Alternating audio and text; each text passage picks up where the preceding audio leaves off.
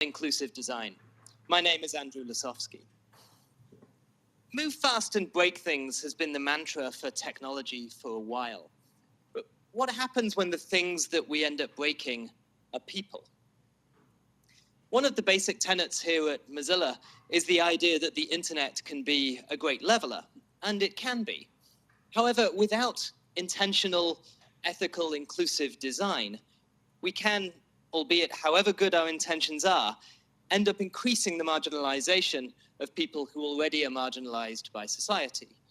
That is, people of color, women, trans people, that is, low-income people, people of differing abilities, people without high bandwidth, and many more. I run Mozilla's Coral project. I do know its name. And that is a collaboration between Mozilla and the New York Times and the Washington Post. And we are building tools to improve communities around journalism. One of the pieces that we're building is really looking hard at internet comments. And if ever you wanted an example of good intentions and utopian ideals gone bad, well, there seems to be the prime case. So today in our conversation, we're going to talk about designing and building for different populations. We're going to talk about planning for success and for failure, and about how every consequent decision you have can lead to unintended consequences if you're not careful. Just before we started the panel today, and then also last night, we found out that two of our panelists, Christy Tillman from Slack and February Keeney from GitHub, had to pull out due to unfortunate family circumstances, and our thoughts are with them. However, I am thrilled to have two of the smartest thinkers and doers in this space here with us today, Angel Steger and Randi Harper. Angel is a product designer and entrepreneur who has worked at 23andMe and is now head of the user state machine team at Pinterest. Randi Harper has worked at Amazon, Ironport, and as a senior DevOps engineer at the gaming company Kixeye. And 2 years ago, she founded the Online Abuse Prevention Initiative to fight harassment with technical solutions. Welcome both. So Randi, I'd like to start with you. Could you tell us a little bit about what you were seeing in technology that made you feel like the Online Abuse Prevention Initiative was necessary? Well, it wasn't even really just technology. It was tech plus the cultural impact plus the fact that law enforcement didn't really know how to deal with technical issues and abuse issues in the first place. So 2 years ago, I was attacked by a hate mob. I think everybody kind of knows that story. And it was on Twitter, like that's where it all kind of started. And you can sit there and I was like getting tons and tons of tweets. I was sitting there trying to record each one. It took forever. And the impact of the abuse still happened. The emotional impact of like saying I'm going to kill you or all the wonderful things they were sending me, like that still hits you. So blocking and reporting tweets wasn't the answer. And it was so incredibly stupid because we have ways to do things like filter out spam, but we don't have ways to filter out death threats. We have all these ways to deal with, content we don't want to see unless it's like abusive content. And the tech companies didn't seem to be addressing that. Like there weren't good solutions out there for filtering this out. So I started working on different solutions around Twitter, some stuff around comments, just various technologies out there. And I realized that, we need people who are working on this full time and who are going out there to these tech companies and saying, hey, you have a problem. Here are some ways that you could fix it with engineering solutions. I'm not just going to appeal to you from the emotional side, but here's the financial impact and the amount of engineering hours you have to pull this off. And I think that's something that still needs to exist.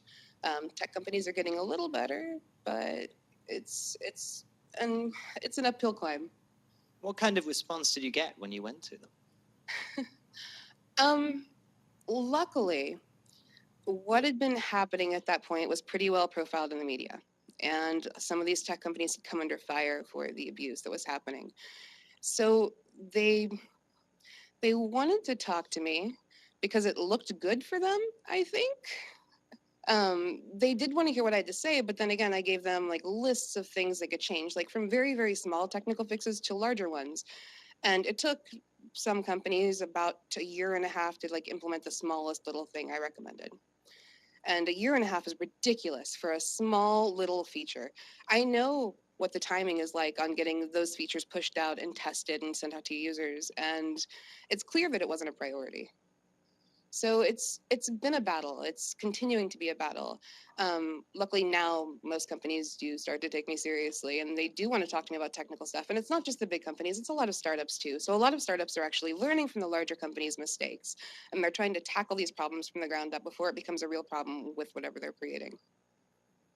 Yeah, thank you. And Angel, you work at Pinterest, where my perception is, and it seems to be, that there is much less abuse, and that partly is because it's not designed to be a social network in the same way. Can you talk a little bit about that as a choice? Yes. Well, one of the reasons why we're not super focused on social is because our company mission is actually to help people discover and do what matters to them, and that has to do with your own personal interests, your own personal values, and not so much about necessarily broadcasting to other people. Although certainly sharing what you discover and do is something that you can do. It's just something that we feel like is not central to you accomplishing your goals for your life. And that idea of customization, rather than making a choice as a product to say you have to interact with each other because that will bring you back more, that will create a more sort of addictive notification system and so on, is a choice that seems against what a lot of companies are trying to achieve in different spaces. Do you feel like it's pushing against the tide in some way? I think it's not necessarily a comment on other services so much as about our own personal mission. I think you know, when a lot of times people will say that they actually go to Pinterest as a relief from other services because they see a lot of like negativity, politics, social pressure, pressure to perform for other people. And, they're like, oh, like, some of these other social services, they're for other people. Pinterest is for me. And so, we kind of regard ourselves as a safe space, as something that's really sacred, and that's something that we want to preserve. Like, if this is a place where someone can go and get, maybe inspiration for their home that they're remodeling, or, we've also heard from customers who are like, they're at a hospital with a loved one, and it's a really stressful situation, and just going to Pinterest and looking at something beautiful and inspiring is like this incredible respite from all the other things that are going on in the world. I think that that's like, when we hear things like that from people, it's something that we like kind of treasure and try to hold on to. Absolutely. And I mean, it's something, Randy, I know that you've written in the past about the idea of being able to increase customization in different social media spaces. The idea of, I want to create the space that I want, which it sounds like, Angel, you're talking about in terms of Pinterest's mission. Why do you think that isn't more prevalent in the technology and the platforms that's being built? And what is it that it takes to be able to make that shift? Well, I think a lot of it's just what the services are trying to accomplish. I mean, like Angel said, Pinterest is more about, creating the space that you want to see. You're getting to select the things that you want to see. Whereas with services like Twitter and Facebook, it's a lot of, shared things and random people commenting on your statuses. And it's just an influx. It's all public. I mean, with Facebook, you obviously have privacy controls. But, if you're going out there and like fully utilizing the service and using groups and pages and all that, you're still going to get a lot of interesting people saying interesting things to you. And that's just how these services were created to start with, to get to allow people to communicate like over large distances, people of different very diverse people getting the ideas out there. Like political dissidence was a big topic for Facebook and for Twitter, so allowing them to get their word out there, their message out there. And it's a different goal than what Pinterest has, and I think both are really good goals. Some are going to be a lot harder to pull off. Yeah, to jump in there, I mean, definitely those goals are different, and I don't mean to say that those goals are like incorrect or better than one or the other. I think one of the challenges that we do have to work on, though, as people who design these experiences, is like, how do you measure success in these different environments? Like, I mean, I think when we look at services like Facebook, a lot of the way that they're distributing content is around like likelihood to be shared or likelihood to be engaged with. And like, maybe there's something about like the quality of engagement or the quality of sharing that could be more considered. You know, like obviously our metric would be different because we're not about people socially sharing with other people as much. But you know, I think like Randi brings up a good point around like, you know, what are those like little dials really? And like, you know, okay, there's spam and there's harassment, and like those are things that may be inherently viral, but should they be, and like what's the like long-term effect on people, on retention of like being subjected to that kind of like negativity or suboptimal content in some way. Yeah, I think that's a great point. And this idea of what are the metrics, and also what is the consequence of going for those metrics, that I'm seeing from more and more from friends of mine, and feel myself, the constant notifications feel stressful. The idea of, oh, somebody has said something, so I need to respond. I need to be made aware. And it starts to become this sort of pile of, okay, what is it? Is it good or is it bad? And there's sort of a stress and a tension around that. While the metric might be, we want people to return and we want people to keep coming back. And yet maybe it isn't healthy to create these kinds of feedback loops. Yeah, I mean, certainly like you can see that certain types of gamification can lead to anxiety like you're describing. I mean, if your sole way of rewarding users is, you know, by creating this tension of like, you know, I've heard friends describe using Instagram where they'll like post something and then they'll like kind of anxiously wait for people to respond, and like, you know, if people don't respond, then they're like aggressively deleting the thing because it like failed. And that sort of, I mean, if I do this with tweets. yes, and like, and you know, like every time you're like aggressively, you know, kind of self-curating, like there's a lot of anxiety, and like sometimes if the thing that's driving you back over and over again is ultimately kind of fear-driven, like what's the long-term impact on people? Like, are they going to stick around? Like if it feels like it's not deeply fulfilling in another way, and I think, you know, fortunately a lot of those services do deliver in that other way, but like, you know, it's a difficult thing to try and find like what's the right ratio of like tension that gets you to come back, but also like not to the point where it's creating so much anxiety that like you're ultimately not fulfilled by it. Like the classic example that I think of is like Farmville, where like if you don't water your plants, if you don't come back all the time to water your plants die. And so ultimately like the metric that's driving you back is like fear of death, and like the, you know, like people actually feel better once they stop playing it because they're not driven by this anxiety. I feel like we went through this with Tamagotchis first, and it sort of built up from there. Gamification is really interesting as a concept. I mean, Randi, I know that you have a very popular Twitch channel.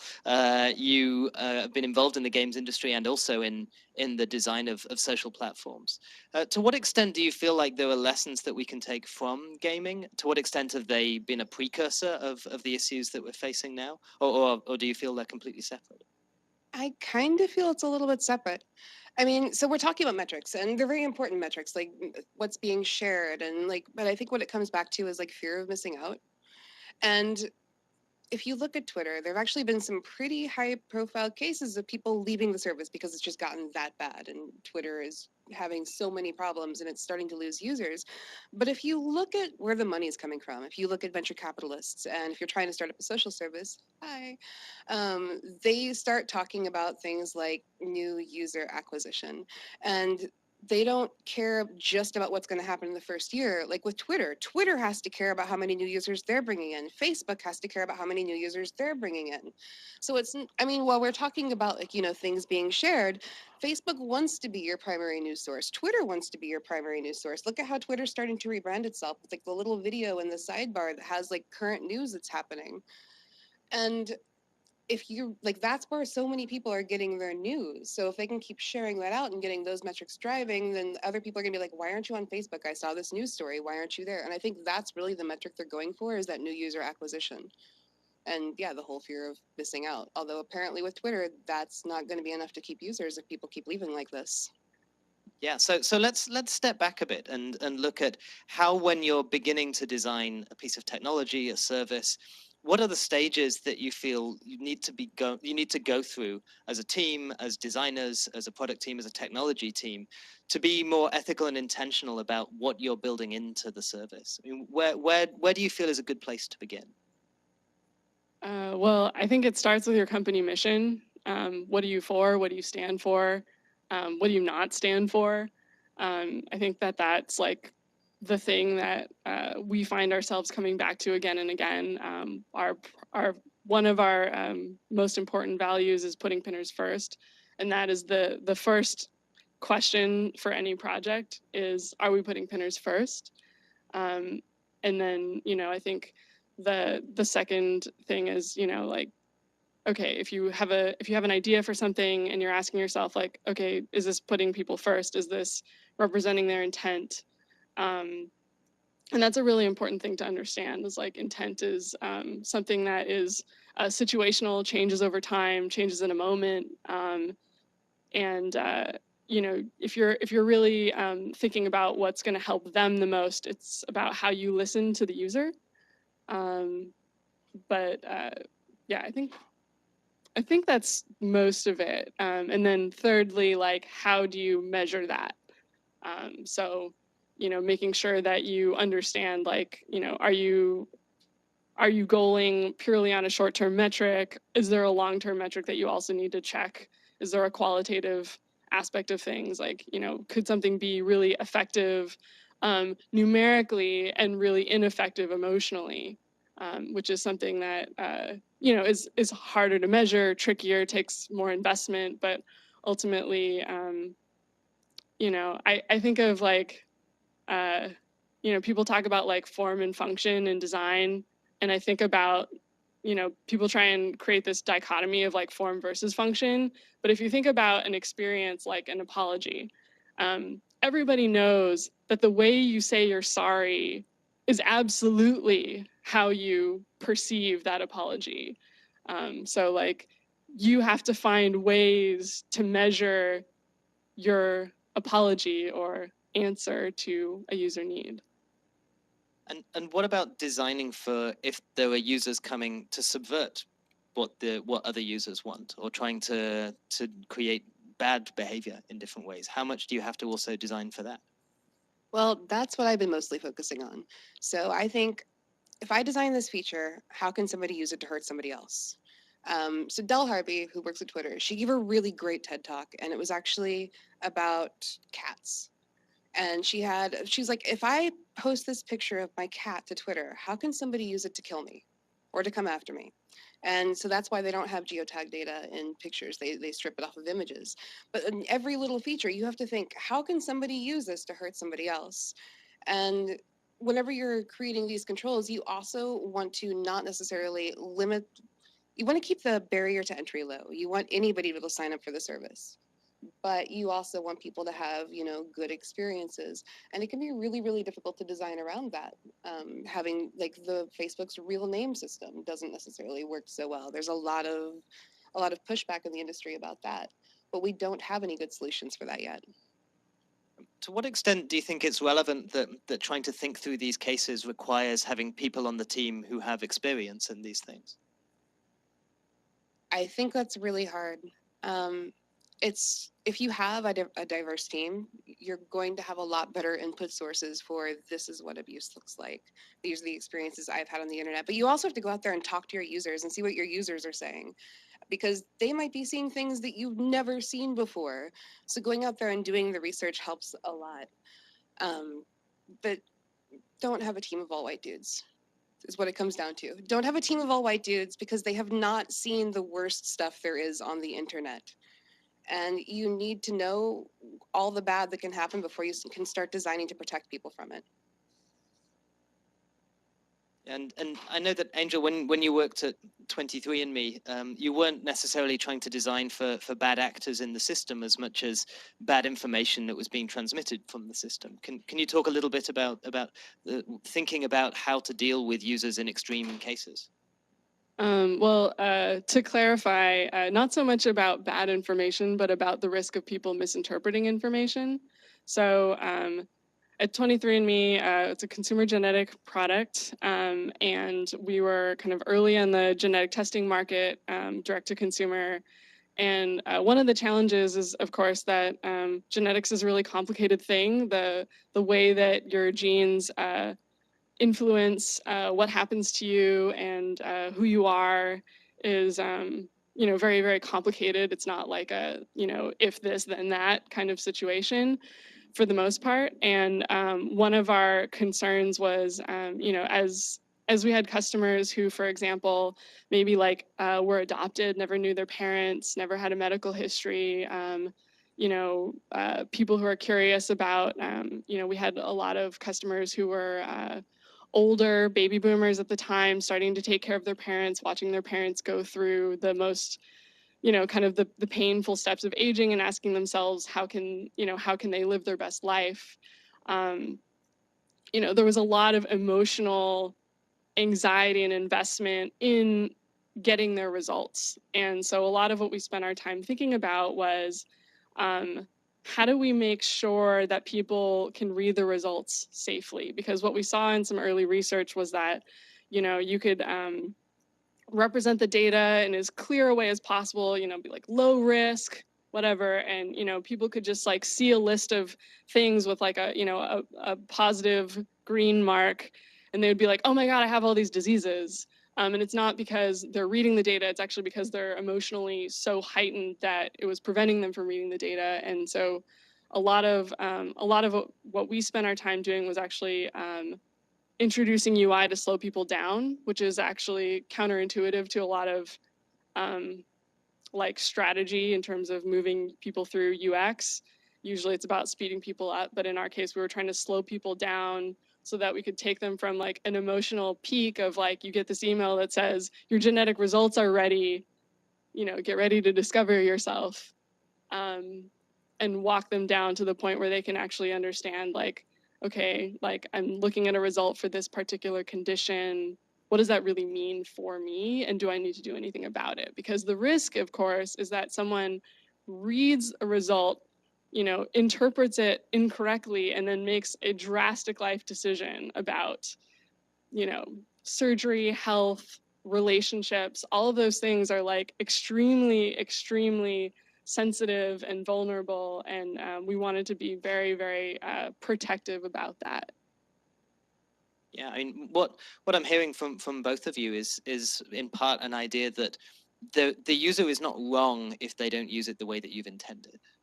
That by building in certain biases or certain systems, or by leaving them out, you are encouraging certain kinds of responses, reactions, and if people are using it in a certain way, it's because you've built it in a way that encourages that. Would you say that's right? Yeah, I mean, I think that's our goal anyway, is to be responsible, right? Like, I mean, like, I'm sure you've had interactions with people who might say something like, well, I'm sorry the thing I did made you feel this way. But that's not really taking responsibility for the relationship that you have. And I think if you want to have a good relationship with your users, you care for them. Like, why not? And especially because you're the one framing the service, you're the one framing the information and the experience, you're the host. Like, do the host's job. Yeah, and yet we often hear, well, the algorithm served this up, or well, this was something that the system created, and yet still those are created by choices and by people, even if the consequences are unintentional. Yeah, like what happened with Facebook when they had like their memories feature where it would tell you this happened 5 years ago, and somebody was reminded that, their kid had died. And in theory, these things sound awesome. Like, who wouldn't want to be reminded of, like, this awesome thing that happened a couple years ago where, maybe you went out for drinks with friends and, oh, look, there's pictures, you see your friends. But then there's these bad things that happen in your life too, and you're still posting about them on social media. And there is no algorithm that is good enough to tell if a post has a good or bad sentiment behind it because of the different ways that we use language. There is absolutely nothing out there that can do that. And you have to plan for that whenever you're designing these features. You can't tell what the user is always going to be intending. Going back to the diverse team thing, I think that's one of those situations where, like, if you have more diverse people on the team, including diversity of age, you would see that, I think, especially even in my own work, I noticed that like there were a lot of things that I was naive to as a younger person, just around like how complicated human relationships could be, how complicated friendships, family, you know, that deaths happen, you know, like those kinds of things like aren't present to you in your everyday life when you're in your early 20s. Like they're just not. But, you know, if you've like, you know, seen a few, you know, divorces, things like that, like you start to understand that like when you do things involving like social interactions online, like, you know, sometimes the tone can be really wrong. And I mean, some of that's just also understanding the diversity of like content and experiences that your users are sharing. Like, I mean, so at Pinterest, I also used to lead the notifications team. And, you know, like we used to have like really like kind of chipper language around like the content that we were sharing. We're like, oh, like we found some great ideas for you. But, you know, some of the challenges that like, yeah, like a lot of people are looking for, you know, their next recipe to cook or their next hairstyle. But other people are, you know, trying to figure out how to deal with cancer, and great ideas about cancer, fun, not really the language you want to use. So like the more that you can understand the use cases as well, can kind of help you be more sensitive. And yeah, like again, more diversity of life circumstances, experiences can really help with that as well. Yeah, there's a terrific book by, I'm going to completely mispronounce her last name, but I think it's Sarah Wachter-Botka, I think. It's called Design for Real Life, where she looks at some of these examples as well. She's spoken about this publicly. There's a very popular video you can see where she talks about the time where she filled out a form at a doctor's office where it said, have you been pregnant? Yes, no. And there was a green, like, bright tick mark. And she had a miscarriage. And so she had to tick this bright green happy tick mark to represent what was a very difficult personal memory that had been brought up by the form. So really sort of thinking about what are these different cases. Yeah, is very powerful. I mean, it's something that I know that, Angel, you've talked about as well separately, is this idea that although we're interacting in a digital space, we are still physical people. Do you want to talk a little bit more about that? Well, yeah, sure. So, I mean, we have bodies, mostly. I don't know, these arms might be purely vestigial, but yeah, I think, you know, one of the challenges around ethical kind of gamification and bringing people back into the site, because, you know, as you're trying to grow your company, you always want to bring people back, you want to deepen engagement. Is just like, what's the right amount of engagement and what's healthy engagement look like? You know, it's probably a bell curve with a sweet spot, and there's, you know, sadness on both sides. And I think, you know, for us in the case of Pinterest, you know, we really want to make sure that we're not purely a navel-gazing device. We're a tool to help people do things out in the real world, affect your life in positive ways, even if that's just figuring out how to like make pancakes for your kid. And you know, a lot of, you know, what we're trying to understand is like, how do we fit into the rest of that world? And I think, you know, sometimes as a design exercise, just taking the time to map out what the rest of that life is and how you play into that. And like, you know, are you helping people like be more engaged with their life? Are you taking them out of that life? What's the purpose of that? I mean, because there could be a real benefit to taking people out of their life, to a certain extent, for sure. So we'll take questions in a couple of minutes, but just one question I want to ask around this is that it feels like, you know, technology is always accelerating and increasing, new devices, new possibilities, and yet then we still obviously have nowhere near to solving or understanding how to solve these issues completely. Do you feel like things are getting better or worse or just different? I think they're going to get better because it's gotten so bad. This is a complicated topic that I don't want to get too deeply into, but I think our current political situation is the internet's partially to blame for it. And the culture that we've cultivated, like around the internet and around this idea of internet free speech and how abuse is okay. I think that contributed a lot to the situation we're currently in. And because of that, you're seeing tech companies going, oh crap, we have a problem. Like Twitter finally rolled out some new features. And Facebook is like, hey, we should probably talk about our algorithms. And they're starting to maybe not really take a lot of responsibility, but they're taking some, and they've been forced into this position. And as awful as all of this is, maybe that's what needed to happen. Well, self-awareness is the beginning of anything, right?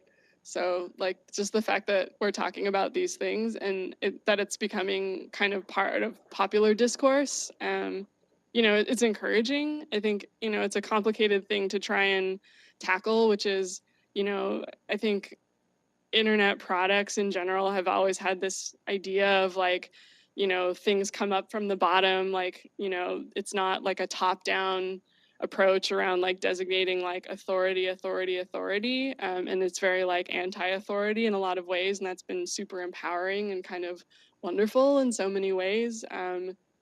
But we're starting to detect like the sour edges, I guess, and what that means. It's a really hard problem to solve, and I don't know that it is a solvable problem, but it's something, because it's going to change all the time. But at least being aware of it, I think, is encouraging, and that there are all these projects that are like trying to deal with it like pretty head on is like super exciting to me. I mean, I feel like in the technology world, we just feel like, oh, we just need to get a better algorithm, or we just need to have better sentiment analysis and machine learning, and we'll be able to fix this. But is it really a technology problem? Yes, it is. It is a technology problem.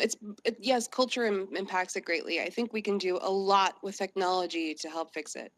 But that's going to take more than 30 minutes.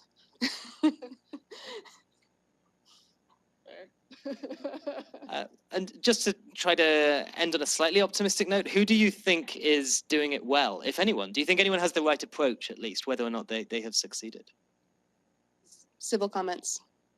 Civil comments is pretty solid. I like the idea that they're trying to create a commenting solution to where, okay, so the upvote downvote system is usually pretty broken. Look at Reddit. You're usually upvoting people who agree with you, not necessarily people who are making good comments. And Civil Comments is doing it a little bit differently. I highly recommend checking out their site. I'm really tired right now, so I'm not going to try to go through the feature list. But basically, you can say, this person, I don't agree with them, but they were still pretty civil, and we had a good conversation. And they have ways to differentiate that from just, I liked what this person said. And I think that's a really good way to have interesting conversations online that don't devolve into just upvote spamming. Yeah, their approach is great. Angel? I actually find it really hard to come up with good examples. I mean, I think there's a lot of areas where I think people are trying really hard, but I haven't seen a 4-point landing yet. So now I'd love to open it up to questions in the room or via our IRC on the chat. We have the cube of speaking over there for anyone who would like to have it thrown at them. We have a model of the cube of speaking. Do we have anything online in the meantime before? Two from the stream. Oh, can we pass the cube of speaking over to Diane for the stream? Amazing. Speaker box. Okay, so we do have two from the Facebook live stream. Just a reminder, we're also taking questions on Air Mozilla, pound Air Mozilla and IRC. We got a few from Facebook Live, and one is, what is the greatest abuse of the open web, and how can it stay open yet while protecting the safety of vulnerable people and organizations? Sounds like they want a greatest abuse. But more, and in light of that, how can we protect folks' safety? Yeah, I mean, it's a really interesting question around the open web. I'd love to talk a little bit more about that, because we're seeing right now people retreating increasingly to private spaces, to closed spaces, to places where people feel safer. And yet I feel like we have a potential to lose a lot as well while that's happening. Would you like to talk a little bit about that? Can you further define the open web? Diane, do you want to? Well, that was the question that came in. But I mean, Andrew, I don't know. Do you want to kind of craft a definition that makes sense? Well, I feel like this is something where Mozilla ought to be good at. So has anyone in the room got a good definition of the open web itself? Otherwise, I can have a stab at it. But if the questioner would like to leave a clearer definition within. But my understanding is the idea of a web that is open and accessible to all, that is decentralized, that it is a web that means that it is not a closed walled garden, that it is something that people can have ownership of and be a part of, participating in an open manner rather than in a closed one. So is that like no login required? Not necessarily, but I think it's not. Yeah, please. So there's, if it's what I'm thinking of, there's actually kind of like a Twitter clone that's decentralized. Is this kind of along the lines of what you're describing? It can be. It depends. Okay, garbage. It's complete garbage because there's no way to report anything. So let's say that there's all these different Twitter clone services. Like, this is just one service. This is the one service I know of that I've been looking at. They can kind of like all link up together. So, but you know, just your own individual servers, and you can like get onto one and tweet at somebody else on some other service, from what I understand. It's very strange. But the problem is, while some of these servers have terms of services, other ones don't, and they allow anything. And if you report something, who does it go to? Who takes action on it? I mean, what if somebody's on one of the servers that allows anything and they're tweeting at you? I mean, what happens then? And furthermore, like if you're able to just spin up a server, how are you going to follow like law enforcement guidelines for reported content? What if somebody does, you know, issue a death threat? What if you're just like shoving logs off of your servers as fast as you can? What if you don't even save logs at all? I mean, I understand that there is a power to that, and it can be a good power for some circumstances, but I'm looking at how much this can and has been abused, and I'm not a fan. So it sounds like what you're saying, tell me if this is wrong, is that for the open web to be successful, people need to think about and build in accountability and reporting measures and really anticipate abuse and harassment from the beginning before starting to launch open web services, because without that, it's not going to be an open platform in a meaningful way. Which, if you have like that accountability, if you're requiring that somebody do a thing, is it still open? It depends on how you define the open web. I mean, I think it also depends on how you define that kind of freedom, right? Like, is it freedom to or freedom from? And I think, like, you know, in civil society, there's like a little bit of both, right? Like, you agree to meet somewhere in the middle. I think what the middle looks like is yet undefined. Yeah, I mean, certainly if you want to create a platform, it is your rules and you can set it up however you want. However, being aware that there are consequences to that, and one of those consequences is who is being pushed out and who does it become closed to by making it completely open. Yeah. And I mean, that's also the challenge inherently of the idea of safe spaces, which is like sometimes for really critical dialogue to happen, like everyone needs to be a little unsafe, right? Like you need to be a little bit vulnerable. And like that actually is my concern about closed spaces, is that, you know, they're sort of too safe in that like we don't confront the uncomfortableness that is part of life. Not to sound like an old person, but just that like, yeah, you have to grapple with difficult things and you have to figure out how to deal with people. And if it's only about the people that you want to interact with, like that may be possible in virtual worlds, but what's the implication for the physical world? There's active conversation online. This is a good thing. Let's see here. So from our chat, we got a question about, given that the teams, that both products and technology are important, as well as the teams that build them and have influence over these products, what needs to change in the education, culture, et cetera, of these technologists and professionals like you to address inclusion at its core? It's a great question. Can you restate it? Like, so I'll try to summarize and see it. Tell me if this is right, Dan. Okay. What do we need to do within technology teams to educate people to think much more in an inclusive way? Is that a fair summary, Dan? I mean, one is just get out there, right? Like talk to more people, like see how they live, like go to their space. And I know that that's like kind of like research is one of those things that feels really expensive to people sometimes, but like sometimes I would say like the difference between even like having people fill out a survey versus doing an in-home visit, like seeing the rest of someone's environment and like the space that they're living in and like the world that they're living in can like tell you more than any question you would think to ask somebody. Like sometimes there's the issue of like you don't know what you don't know, so like simply asking isn't enough. Yeah, I mean, I think like the more that you can like puncture the bubble, the better. That and hire better. Hire a more diverse team. And look at what companies like Slack are doing. So Slack has this thing where they have so many amazing people working there, and everybody kind of has a different focus. They focus on different parts of both the social aspects of technology as well as the technology itself. And so they have like speaker series where the person who knows something stands up and tells it to everybody else. And we should do more of that. Companies, well, look what Mozilla's doing.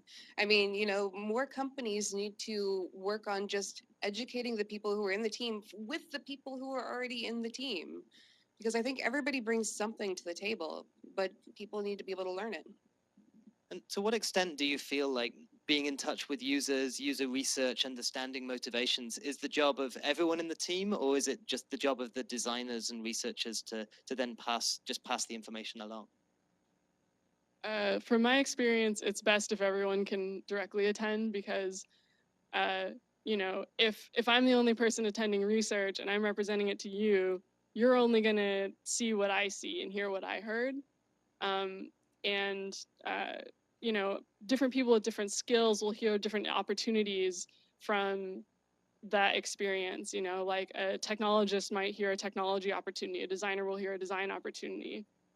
Like that variety of skill sets impacts your listening as well. Everyone who listened to this is probably going to walk away thinking of something a little bit different from everybody else. You pick up different things. Great. All right. Anything in the room while folks are in the room? Yes. Aha, yes.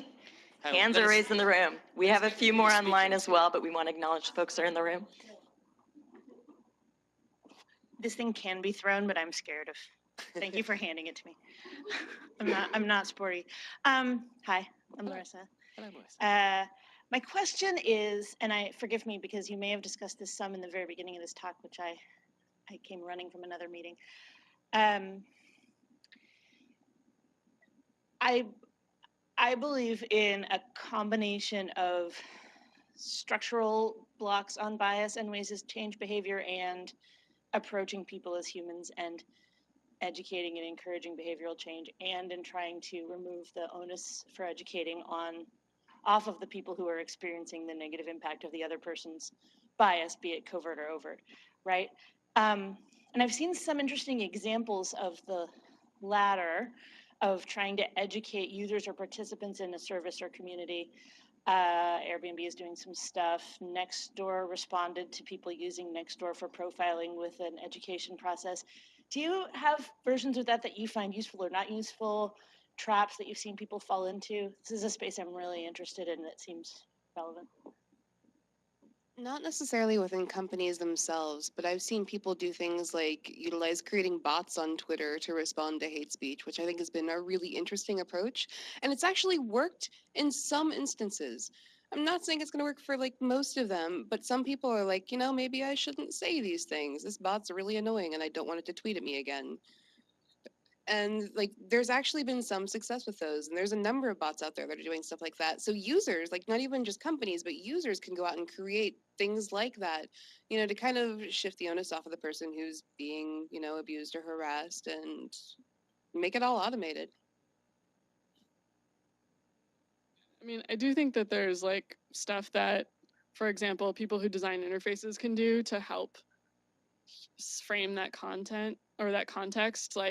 If you're trying to emphasize that this is a human being that you're interacting with, and this person has feelings and a life and a family or whatever, like there's a way of representing that is different than representing someone as very anonymous. And there are ways of creating tools that enable people to interact with each other in a very like heavily mediated by the tool sort of way, where like, you know, for example, I don't know if you guys like use like Google Docs or like Dropbox Paper, but like, you know, like the permissions on the doc are like a passive aggressive way of dictating how you get to interact with the doc. And I think like, you know, there's ways where like technology can like, you know, kind of passive aggressively mediate where like, you know, people might not want to actually set that with each other. But if you imagine like collaborating on a document in a room in person, you know, you'd probably be like, well, this is the feedback that I'm looking for. This is the kind of interaction that I want to have. Like, you know, there are different ways to like either more passively or more interactively set the stage.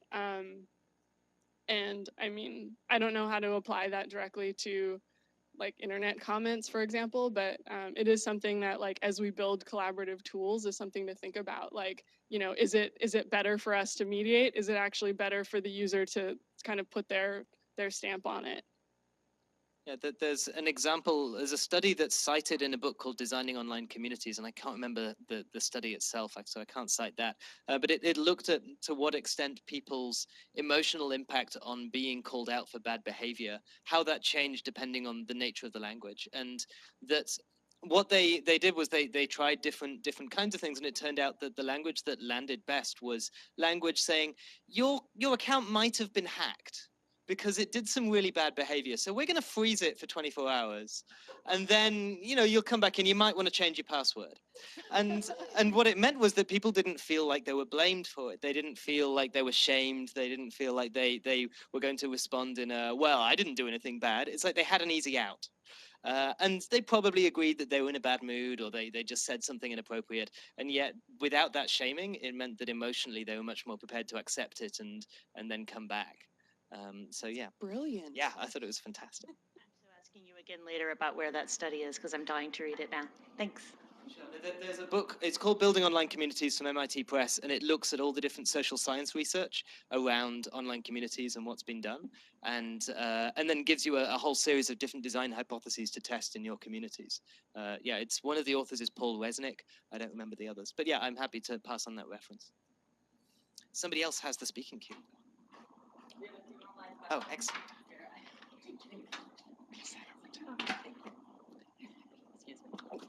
All right. Okay. So there was a reference that Angel made when she was working for 23andMe about using UX to slow people down. That's an interesting concept. What are some specific ways or examples, if possible, that you did this? How did you balance your users' desire to, quote, cut to the chase versus your mission to make sure that the information was well received? Sure. Yeah, so we were really concerned about people jumping to conclusions on the results. So what we did was actually for each condition, you know, we had a separate page for each condition. And we put the results, like the kind of numerical risk calculations or like positive or negative signal stuff, at the very bottom of the page. And the reason for that was just we wanted them to make sure that they had a context for understanding what it was that they were looking at. So the way we slowed people down was with a giant paragraph of text at the top that was like, okay, like, you know, let's see, what, like, I don't know, like long distance runner versus sprinter, or a more scary one would be like, you know, Parkinson's, and we would just give you a paragraph that was like, this is what Parkinson's is. This is what it's about. Secondly, this is the way that genetics influences, you know, what's the genetics to environmental risk of Parkinson's. And then like way at the bottom is like, you know, your results. And then, you know, and another thing that we had at the bottom of the page was community features. So it was a way for you to talk to other people in the community. And I think that was particularly not so much on the disease side, but like more on the ancestry side, like super useful for people. I think at the time, and I don't know if this is still accurate, like, the possible stats for your father not being your father was something like 1 in 5. And so, there's a good chance that as you get your ancestry results that like your family might not be the family that you thought. Your father might be your father, your mother might also be your sister, or like your sister is actually your mother, like, complicated life things. And again, like we put kind of community support at the bottom. So like as you're kind of reading these results, you also had a supportive environment to ask people questions. So, people would be like, oh my God, like they'd write to the community saying like, this is what I learned. And like the community itself would actually come through and like share their own stories and like support people that way. Yeah, and you mentioned civil comments, Randy. So I think I might be misrepresenting, but I think this is how their system works, as I recall, that when you leave a comment for the first time, it then takes the comment away, gives you 3 other comments from other commenters to mark their civility, and then brings you your comment back again and says, oh, we haven't quite yet posted this. Do you want to just rank your own comment for civility now? You can edit it if you like. So this idea of you still have another chance. And we've kind of slowed it down so you can think about it a bit because so many comments are posted so quickly that the emotional release is perhaps obscuring the content. So there was actually, I can't remember the name of it, but it was a high school girl who developed some sort of extension to where when it was installed in your browser or whatever, kids who are posting to like Facebook or Twitter, it would like review their text, and if it seemed like overly aggressive, it would just pop up a warning like, are you sure you want to send this? And she actually started I think a nonprofit over this. Like it was hugely successful and everybody who tried it out. So it's good to know that people are out there working on tools like that and they are having some level of success. Because if you can just slow someone down and get them to think, well, maybe I shouldn't send all of those exclamation points after those angry words. Sometimes they'll delete what they're about to say or just reword it in a much nicer way. One other example I recall, I remember, I don't think it's there anymore, Google Labs on Gmail had the option to add a drunk filter, which was after certain hours, you had to answer a math problem before it would send your email. And if you couldn't answer the math problem, then it wouldn't send. This idea of deliberately slowing you so that you can't make a mistake or misinterpret in some ways. You can cheat that, though. You can use calculator. Use Google to actually cheat Google's own filter. All right. We have another from the stream, and it was for users. How can users actually help brands and products move towards more inclusive design? Great question. Depends on the company. So a lot of companies actually do a lot of social media outreach. So even just talking to them and telling them that this is, you're concerned because of this thing. If they get enough of those, it gets brought up in meetings. And almost every company I've talked to, they're like, yeah, we've seen stuff from users talking about this. So they are paying attention when users give them feedback. And I think that's really important to know. They might not be responding to you, but they do tend to see it. Obviously, don't tweet at Twitter. Like, nobody's going to read that. But, find like a VP of engineering or something and be like, hey, this feature here, I think it could be improved this way, or write an angry drunken medium post that gets shared a bunch, and eventually they'll see it and respond. How does it work at Pinterest? I definitely recommend speaking up as a customer. Bad as well as good. If you see something that's working and you want to see more of that, I think that's something that I feel like customer service people don't see enough of. And so that can also be like, hey, like we're getting really positive response on this. Like this is an area that we should invest in. I think is also something that comes up though less frequently because, often customer service is, the firefighter of the company. Anything else in the room? At most companies, customer service also tends to get ignored largely by other teams, which is why having that like on the report that goes to the manager, that goes to the manager's manager is so important. Yeah, and if you build these tools, by the way, build a good relationship with your customer support staff. They're your first line of defense and information. They are a resource just as much as research and quant. All right, maybe we'll have one more and then see if there's another one in the room. If you're on a product team that isn't necessarily diverse, are there methods or tactics apart from creating a diverse team in the interim that they can adopt to become more inclusive in their design process? Pay somebody. There are so many people who will come in and help you with these things. There are so many diversity consultants and people who will come in and educate your company, but you need to pay them for their time. That's the big thing I've seen out there. Is a lot of companies like, oh, we'd love to have, this woman out here come speak for us, and they don't offer her money for her time. And that's her job. That's what she does. So just getting somebody to come in and train your team is a good first step. And you can budget that out too. There's usually a training budget. This falls under that. Yeah, and I would also add, make sure not to add that onto the burden of any people of color in the company or women in the company or anything else. It is not their job to help you with these problems. They already have a job. And so making sure that, as Randy says, paying people to come in and do this professionally.